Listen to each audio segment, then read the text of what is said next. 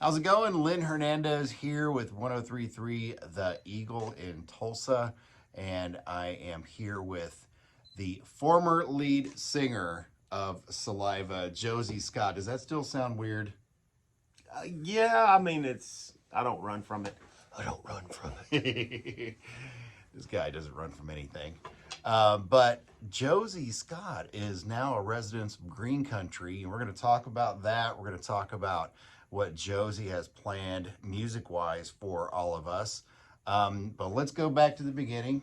All right, I want a rock and roll history lesson for our viewers on Saliva 101. All right, 1996, my band Blackbone that was doing really well in Memphis was coming apart at the seams, and we all hated each other and left with five middle fingers in the air and went our separate ways. So after that experience, I said, I'm going to learn from this, and I'm going to take all the mistakes I made in Blackbone, and I'm going to apply it to Saliva.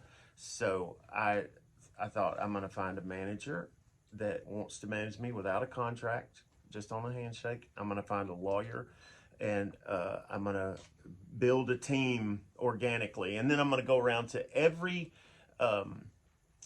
hot band that I love in Memphis and steal my favorite members. So I went around to a band called TNA and stole Wayne Sweeney, the lead guitar player. I went around to Mother Crush and stole Paul Crosby, the drummer.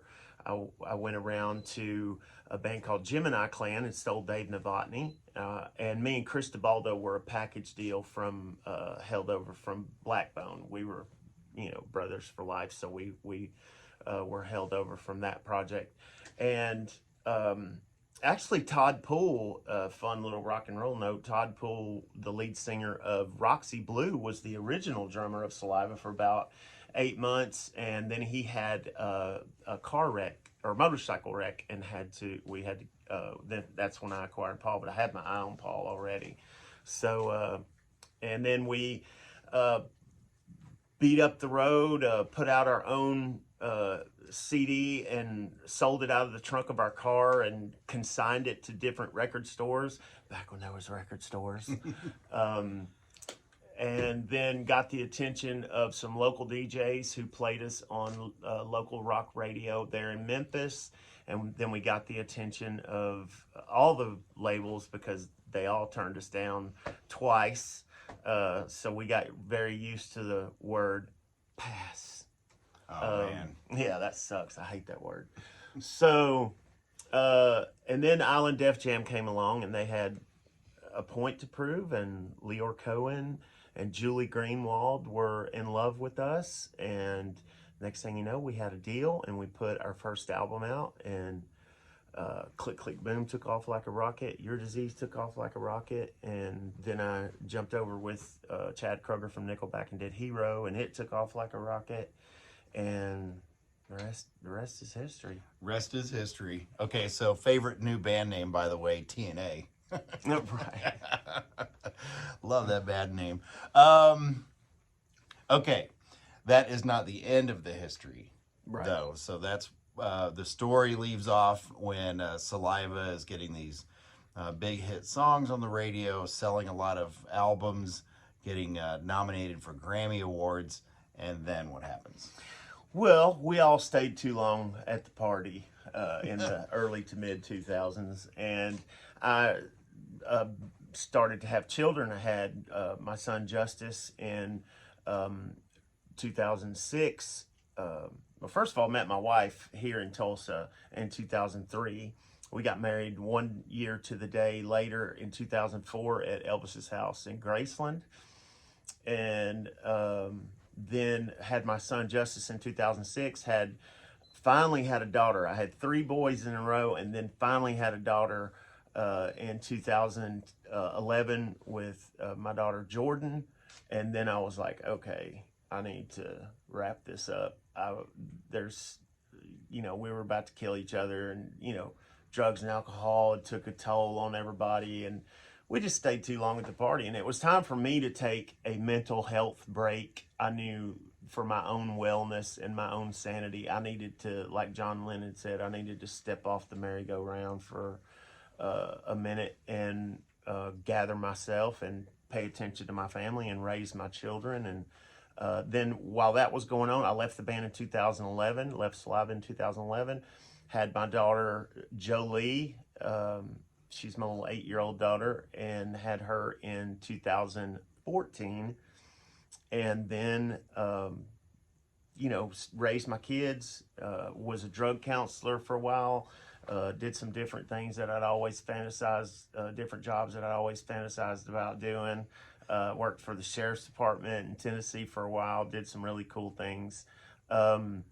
And then after that, started getting the itch again. And what's cool is the radio in my head that plays songs never stopped. So I've got like a phone full of messages from myself singing songs into the phone and singing lyrics into the phone all the way back to 2010. So I've got 2 albums of material that I need to mash out in the studio right now. But I had to gather again. I had to learn from my mistakes in Saliva and build a new team here and now for my comeback. And I have a great new manager at a company called Red Alert with Wes Hoffman. He's an amazing guy who's running things now in my career, and I'm just really happy about what's going on musically. I'm working with Scatterbrains, who's an amazing producer who works with Jelly Roll and Struggle Jennings, and I'm getting to go back to my roots and show not just the rock and roll side of me, but the blues side of me and the country side and the hip hop side all integrated together. And it's like a Frankenstein of music that I've always wanted.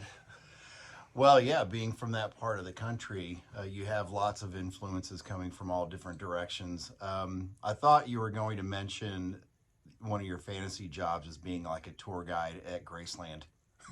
That would be one of my fantasy jobs. I wouldn't turn that down. I have a good friend that started out as a tour guide there, and now she's running the place. She's in all the YouTube videos that they do about Graceland, and she walks all these major people around and shows them all the little what's in the closets and all the behind the scenes stuff. And she hadn't taken anybody in the bedroom. I heard that Billy Idol got to go with Lisa Marie, God rest her soul. He got to go into Elvis's bedroom one night after a show in Memphis. Wow. So I've taken the tour through Graceland. Very cool. And I was going to actually bring up Lisa Marie, being such a huge Elvis fan and a resident of Memphis. What was that like when you first heard that news? Oh, I was just heartbroken, absolutely heartbroken.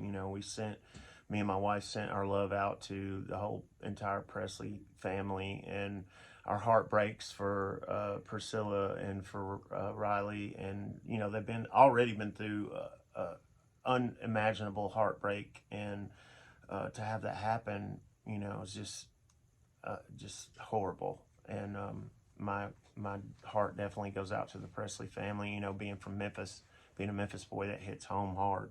Mm-hmm.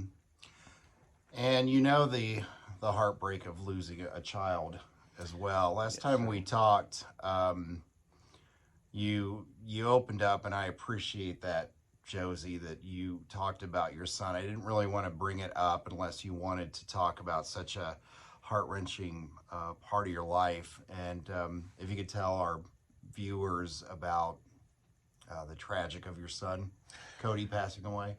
Yeah, well, he was supposed to come down from Memphis on his vacation. He worked at Federal Express there in Memphis, and he was coming to visit us in Claremore for his vacation. And he called me and he said, "Dad, I don't think I'm going to be able to make it because I just tested positive for COVID."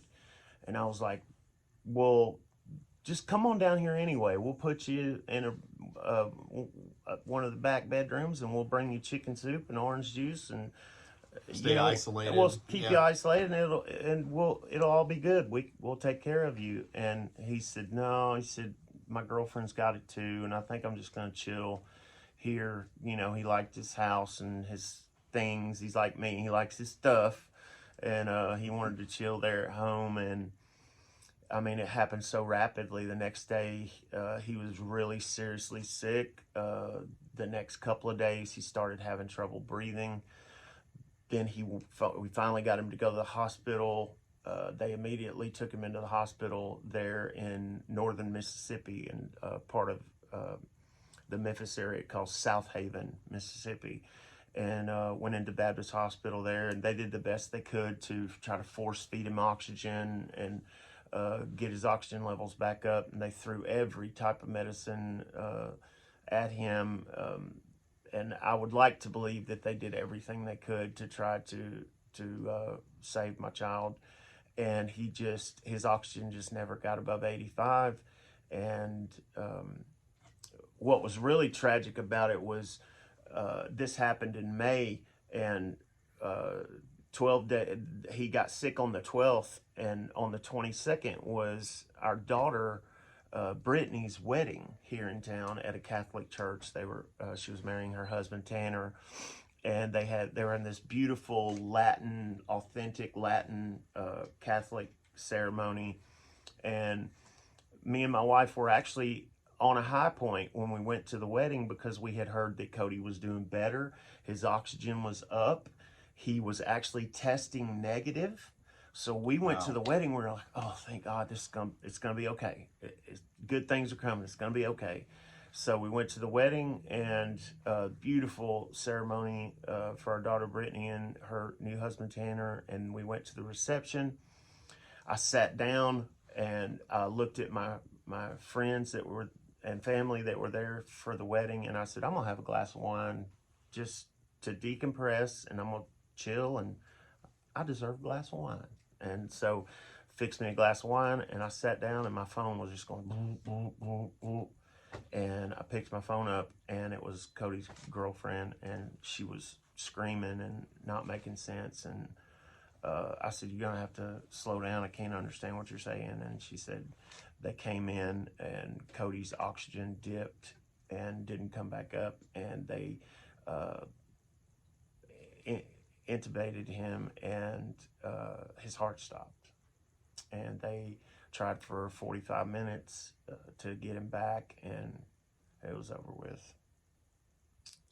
And he was, I don't think you mentioned, but so the viewers know, he wasn't a child. He was a man. He was a grown man. He was 29 years old. 29 years old, yeah. And he'll always be my baby. He'll always be your baby boy.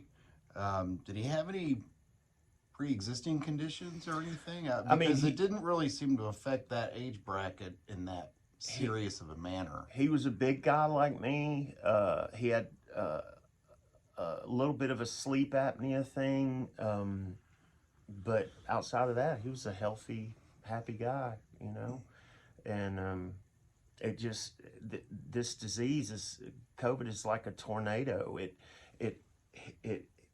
hits this house and hits this house, and then doesn't hit this house, and then hits this house and hits this house, and it's just heartbreaking, especially when me and his mother get it, and we just have the sniffles, and we're just like, how did this happen, man? This kills our son, and we just have like a minor cold. It's heartbreaking. And that was a couple years ago. That was May 22nd of 2001. Okay. The worst day of my life. Well, I'm so sorry. Thank you for that, and I appreciate you opening up and letting people know, especially those that have also been affected. It's nice to know that they're not alone. Yeah, absolutely. I'm sure it's healing somebody, so I appreciate that. Let's talk about Josey Scott in the future. We've heard your past, the ups and downs. You mentioned that you've got music in your head constantly going on, and then you've got song ideas that could fill up a couple of albums. That's great for us Saliva fans and Josey Scott fans. Talk a little bit about that. Well, like I said, I'm working with Scatterbrains now in Nashville, and after these select shows we got coming up, including this one here in Tulsa, on January 20th at the venue Shrine. After that, we're going to put our focus back on going back to Nashville and get back in the studio with Scatterbrains, and we're going to bust out all these songs and get them released. Get him out of your head and your Yeah, heart, and get him onto purge myself. That's right. Okay, well, Josey Scott, formerly of Saliva, with a sold-out show coming up in a couple days here in Tulsa.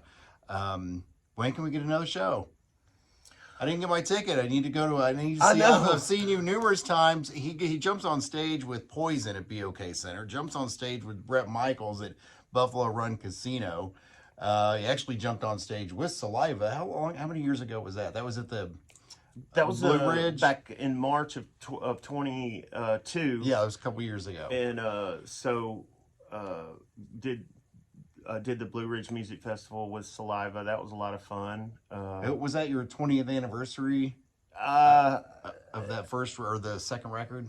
It was the 20th anniversary of the first record. Yeah. First record. Yeah. Okay. So that was exciting, and I'm just looking to get some new stuff out there and get back out there on the road to see all the fans again that I haven't seen in 15 years. This guy, run into him at Rocklahoma, randomly run into him in Miami, Oklahoma, at Buffalo Run Casino. So, Josey, it's great to see you. Always great to see you.